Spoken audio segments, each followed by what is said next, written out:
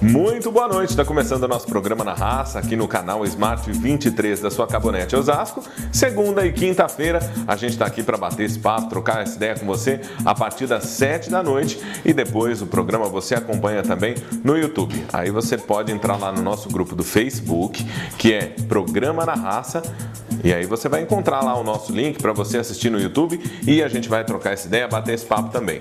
Se você gosta de debater futebol, trocar ideia, falar também através do Twitter, pode me seguir lá, que é Diego Locutor, e tem também o Instagram, que é Diego M Locutor, tá bom? Então a gente pode manter essa comunicação e trocar essa ideia por lá também. Lembrando que o nosso programa, nós ficamos aí uns dias fora, né? Porque nós estamos dando uma reformulada em algumas coisas aqui no canal Smart. Então a gente está retomando hoje o nosso programa Na Raça, e aí ficaram alguns assuntos para trás aí pra gente comentar meio que por cima, tá?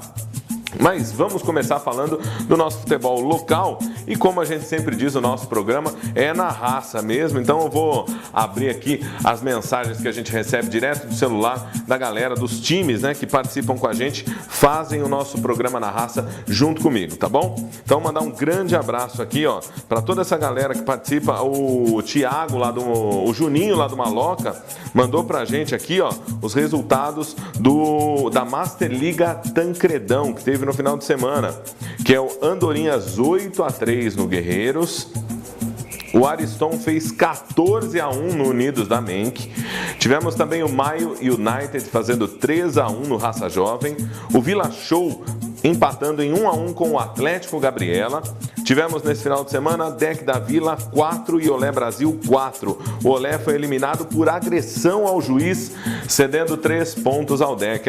Coisa feia, hein, rapaziada? Coisa feia esse lance aí do Olé Brasil. Olé Brasil não foi Olé não, foi bem feio o que vocês fizeram nesse final de semana.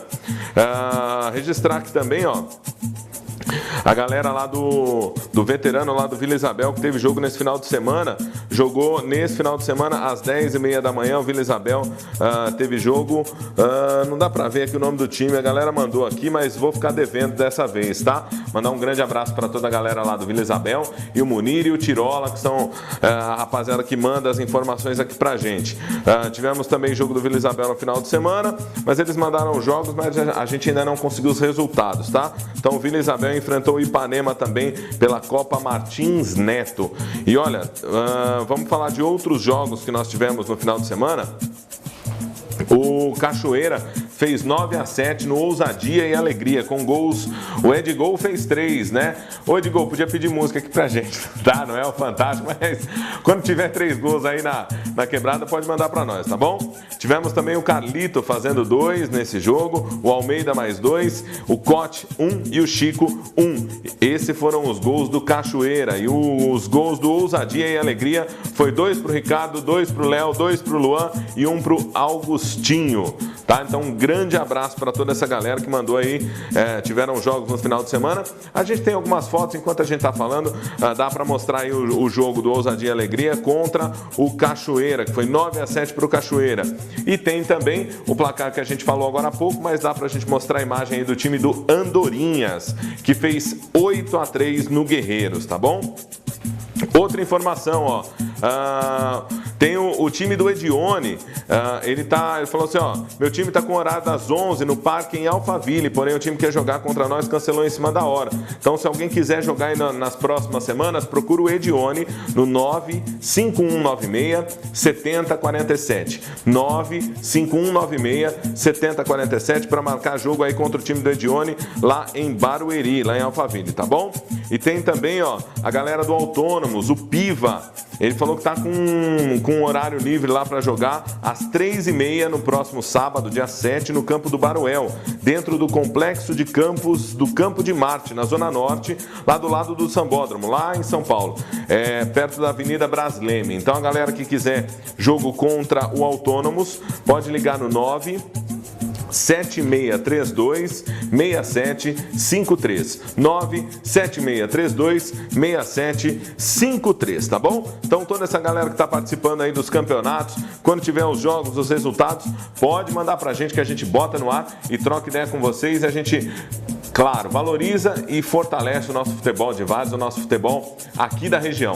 A gente vai fazer o primeiro intervalinho hoje e depois a gente vai voltar para falar dos assuntos que ficaram para trás aí das outras semanas e a gente vai falar também dos jogos desse último final de semana, tá bom? Intervalinho aqui no nosso programa Na Raça, a gente volta já.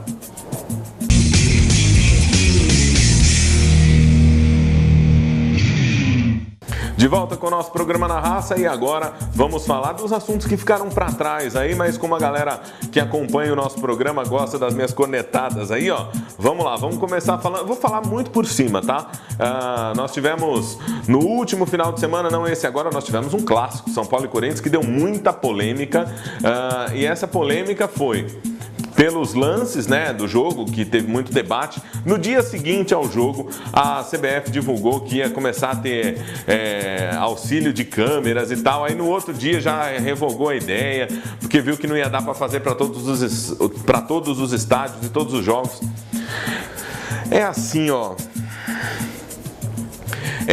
Não deve ser tão complicado colocar a cobertura de câmeras em todos os jogos, principalmente de Série A, tá? Nas outras séries até acredito que isso seja um pouquinho mais difícil, mas na Série A não, porque todos os jogos são televisionados, quem tem os pay-per-view aí compra os jogos dos seus times e dá para você fazer isso. Agora, eu li matérias que a dificuldade é a licitação para poder trazer isso para cá, não é bem licitação, mas eles estão fazendo uma pesquisa lá para importar esse produto para cá. De verdade, eu acho que não são todos os times e todos os clubes que são muito a favor desse tipo de coisa, tá? Recentemente nós tivemos alguns técnicos se pronunciando se é a favor ou não e, por exemplo, o técnico Fábio Carilli foi um dos que disse ser contra esse tipo de tecnologia, né? Nós tivemos outros técnicos se posicionando a favor, mas o Carilli foi um dos que disse ser contra. Então aí fica a sua reflexão a respeito do assunto, tá bom?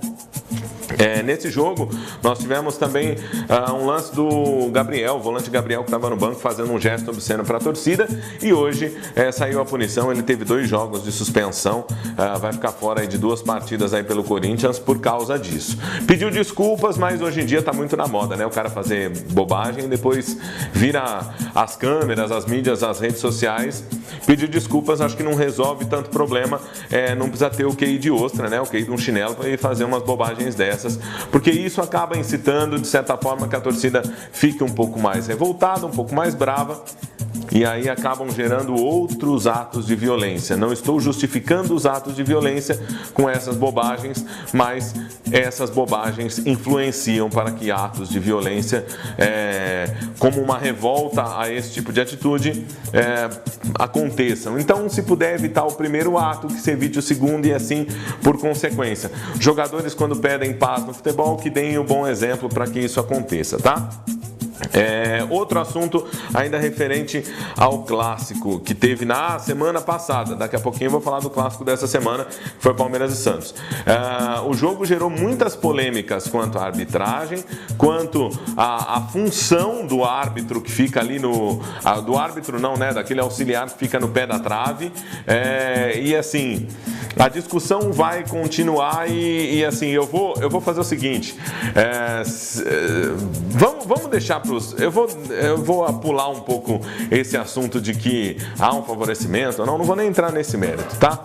Eu acredito que tem jogos, árbitros e interesses envolvidos em competições de grande porte e de alto rendimento, como é o Campeonato Brasileiro. Ao longo das próximas rodadas, a gente vai discorrer um pouco mais sobre isso e a gente vai debater um pouco melhor, porque hoje a gente vai ter que dar uma enxugada para a gente seguir no nosso programa, tá? Então vou falar rapidinho da Copa do Brasil, que nós tivemos na última quarta-feira, Cruzeiro e Flamengo, e o Cruzeiro acabou levando a melhor nos pênaltis. Enquanto eu vou falar aqui, dá pra gente colocar os lances dos pênaltis, né? Também porque o jogo foi 0-0, foi um jogo até bem fraco, assim, com poucas chances de gol. E dá para colocar também os memes, né? Enquanto eu vou falando aqui, a gente vai recheando com os memes aí relacionados ao goleiro Muralha do Flamengo, que pulou todas as bolas para o mesmo lado, e aí acabou gerando muitas brincadeiras a respeito disso. Sem defender o Muralha, né? Porque nem o Muralha defende, então vou aproveitar da brincadeira aqui. Mas as cobranças do Cruzeiro também foram muito bem executadas, independente de o Muralha ter pulado todas para o mesmo canto.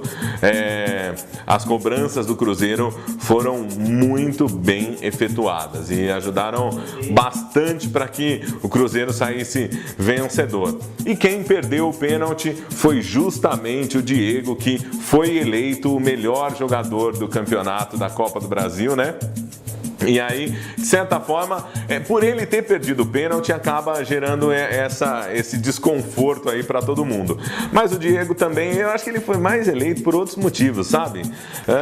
Enfim, mas como a gente falou que não vai focar muito no favorecimento de A ou B, então não vou entrar muito nesse mérito. Mas o Diego, nos últimos 8 jogos, ele fez um gol naquela jogada do Beryl, que foi no jogo entre Flamengo e Botafogo. Então, eu acho que nos últimos 8 jogos, um cara que faz um gol, ele não deve ser eleito o melhor jogador do campeonato, só opinião, tá?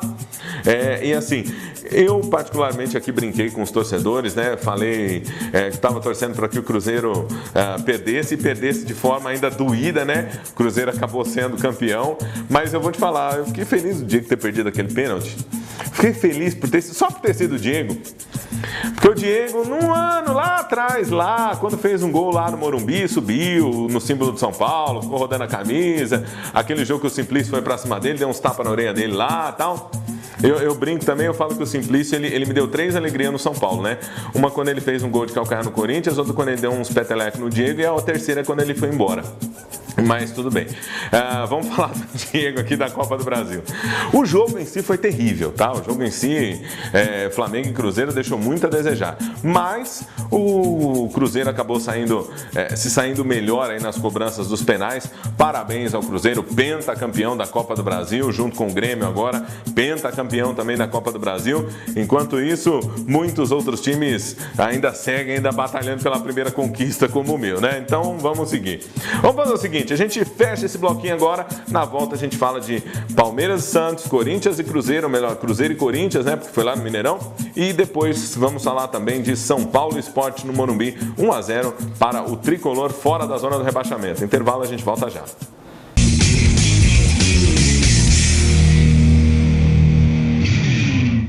No pique, voltando agora, vamos falar primeiro do clássico, né? Do clássico aquático que teve no sábado. E claro, no clássico aquático, quem deu melhor foi o Peixe. Vamos lá, lances do jogo.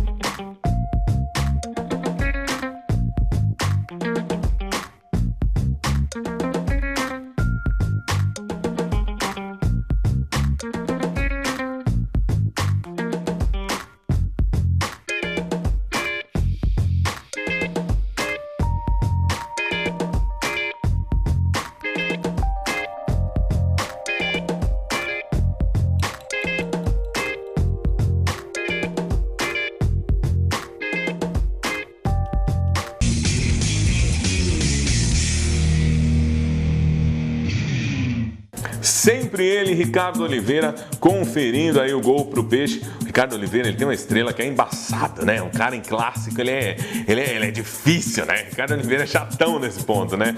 A torcida do Santos, com certeza, confia demais nele. Muitas vezes o Ricardo ele é paradão, ele é velhão e tal. Mas no clássico, ele não pipoca, não amarela, não arrega pra ninguém. Ricardo Oliveira é embaçado nesse negócio. E acabou fazendo o gol para o Santos e garantindo a vitória contra o Palmeiras. E nesse lance aí do gol, né, a gente viu o Bruno Henrique cruzar a bola, mas com não tinha ninguém, assim, mas nem perto, nem para chegar, sabe? Então, assim, A torcida do Palmeiras tem todo o direito de cobrar, de ficar no pé, né, do Cuca, porque o time do Palmeiras está deixando a desejar em algumas coisas. E uma das coisas que está deixando muito a desejar é em relação a ter o Daverson à frente com o Borja no banco e também deixando o Guerra no banco. Né? Me ajuda aí, né, Cuca?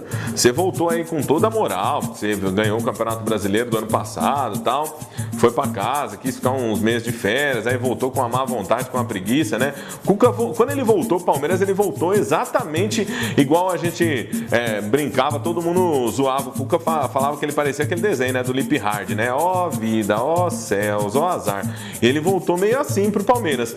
Aí nas últimas 3 rodadas aí ele falou, não, tamo junto, eu acredito, o Palmeiras vai, não sei o que. Aí parece que ele deu uma acordada. Ele falou, não, agora nós temos 6 jogos, temos que ganhar os 6 e tal. Aí voltou, deu aquela acordada legal e aí no jogo do final de semana, botou o Borja quando já tava perdendo, com 1-0 pro Santos, aquele aguaceiro, aquele lamaçal pra tudo quanto é lado. E aí, Cuca? E aí você complica, né? Aí você não ajuda, enfraquece, né? O negócio. O Palmeiras deixou muito a desejar, não ameaçou tanto o Santos assim, e além de não ameaçar, tudo bem, o jogo em si não foi um jogo com tantos ameaços, né, como a gente diz, porque choveu demais, mas o Santos acabou batendo o Palmeiras na casa do Palmeiras e dificultou bastante a vida do Verdão aí para seguir na busca pelo Corinthians. E o Santos conseguiu diminuir 2 pontinhos aí, agora 8 pontos de distância para o Corinthians. Certo? Falando em Corinthians, vamos lá. Cruzeiro e Corinthians lá no Mineirão deu 1-1. O Cruzeiro abriu o placar, depois o Corinthians empatou. Vamos aos lances.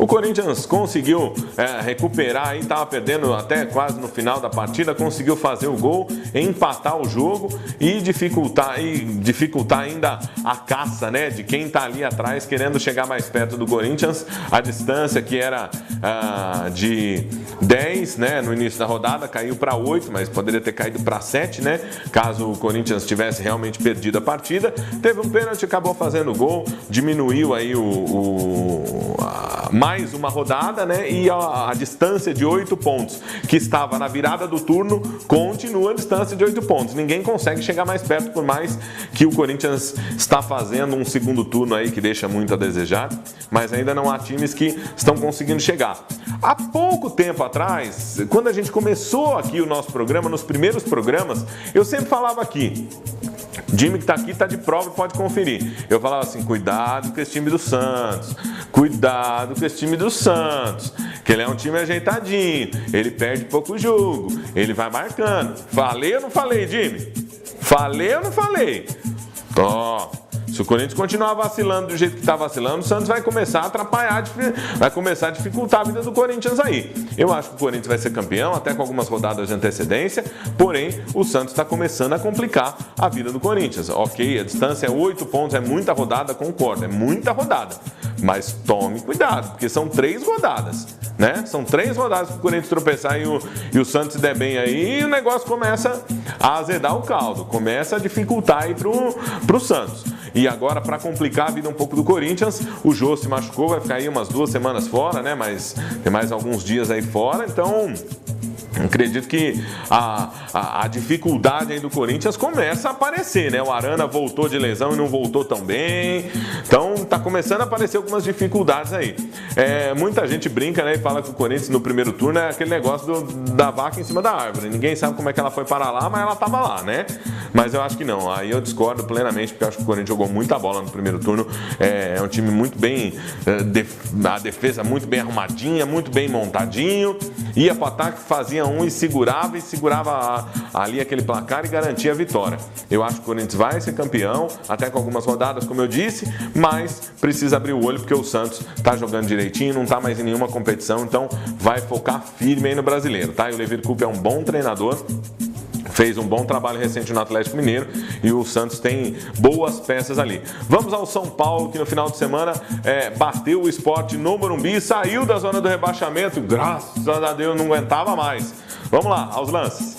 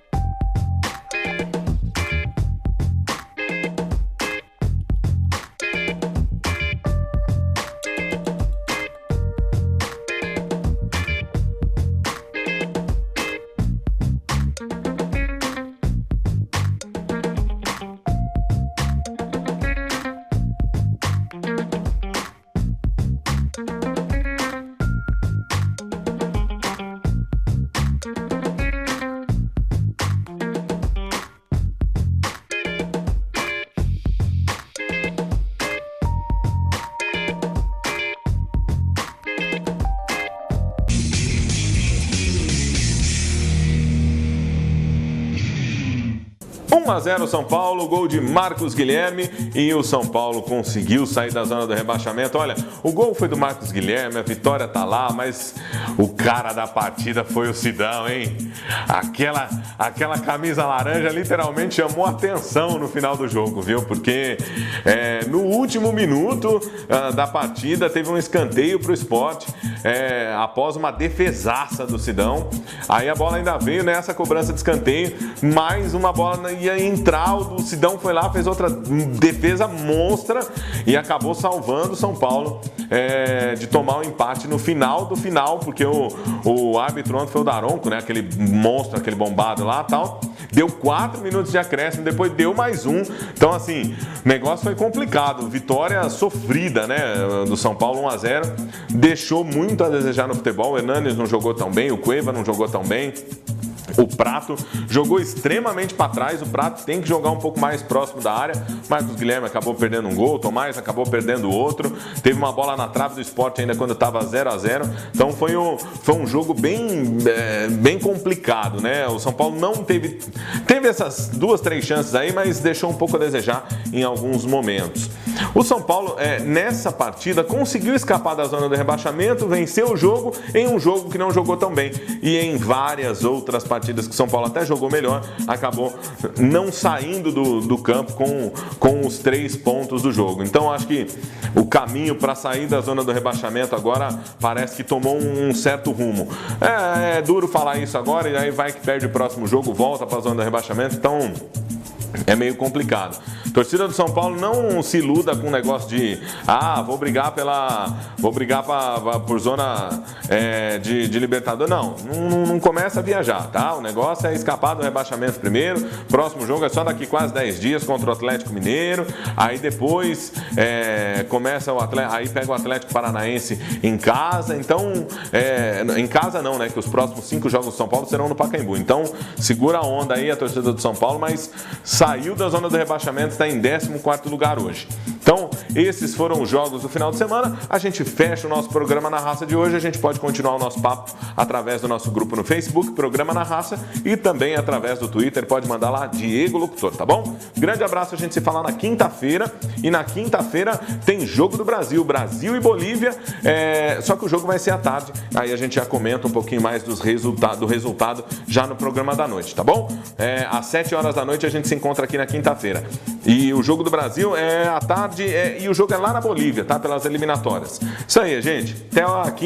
Até quinta-feira a gente volta a se falar aqui no nosso canal Smart, o seu canal inteligente. Tchau, tchau.